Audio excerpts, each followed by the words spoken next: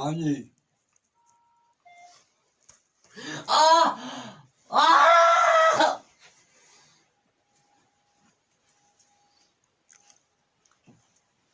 माई जी माफ कर दो, माई जी माफ कर दो।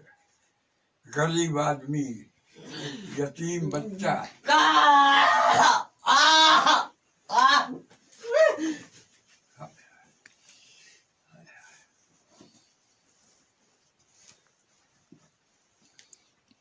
माई सुल्ताना बीबी,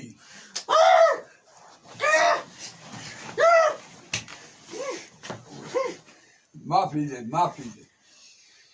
उन्हें इतनी सजा दे लेकिन माफ कर। गुरु से ताज सत्ते मेरे पढ़ के मारे ना फूका। चुप करके बहु करता पे तू नमा में